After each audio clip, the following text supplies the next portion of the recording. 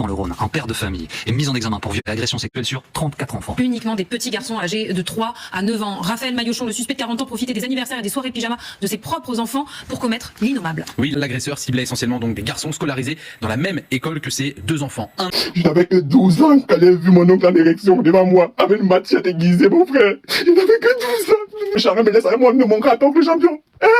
Mon oncle m'a sorti la machette, frère, il me demande de me déshabiller, champion. Les adultes ne m'ont pas protégé. Les adultes ont refusé de me protéger, champion. Ils ont failli à leur rôle. J'ai 2 garçons. J'ai 2 petits garçons. Et je n'ose même pas imaginer que mes garçons puissent faire face à ce genre de monstre. Vous savez, mesdames, au fur et à mesure que j'avance, je me rends compte que les garçons sont les proies les plus faciles des pédos.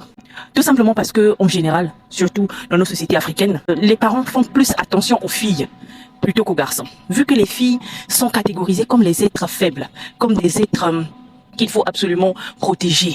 Et vu que, voilà, la valeur d'une fille réside dans son entrejambe, d'après le patriarcat, les parents sont plus occupés à gérer ce qui se passe entre les jambes de la jeune fille, plutôt qu'à regarder également ce qui se passe au niveau du garçon. Donc, le fait que les garçons sont moins surveillés que les filles font d'eux une proie facile pour les pédos.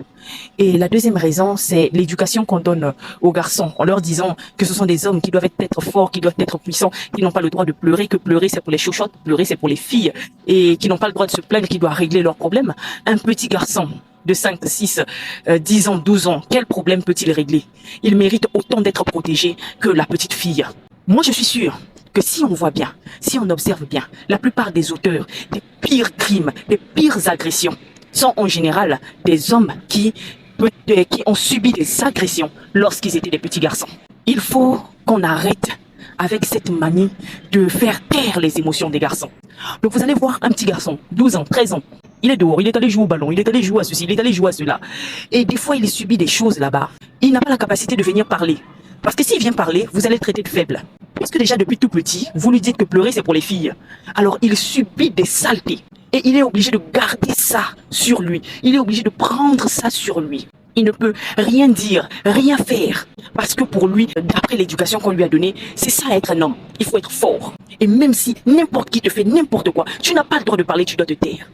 Et puisque les personnes les plus fortes les ont attaqués lorsqu'ils étaient faibles et ils ont intériorisé ça comme étant un schéma normal, voilà pourquoi ils sont toujours dans la dynamique de domination, voilà pourquoi ils cherchent toujours à être au-dessus des autres parce qu'ils savent qu'être en dessous, c'est être faible, être une mauviette. Et comme ils ont subi n'importe quoi et n'ont pas eu une oreille attentive, n'ont pas eu une épaule sur lesquelles pleurer, mais ils n'en ont rien à foutre de la souffrance des personnes faibles et des personnes vulnérables. Donc vous allez voir un petit garçon, il va subir une agression, il va subir un fait, il va être harcelé, il va être tapé, on va lui ravir ces choses. Il ne pourra pas venir parler à papa, parce que s'il parle à papa, papa lui dira que tu es faible. S'il parle à maman, maman lui dira que tu es faible. S'il essaie même de pleurer, on va dire voilà, toi comment toi garçon tu peux pleurer.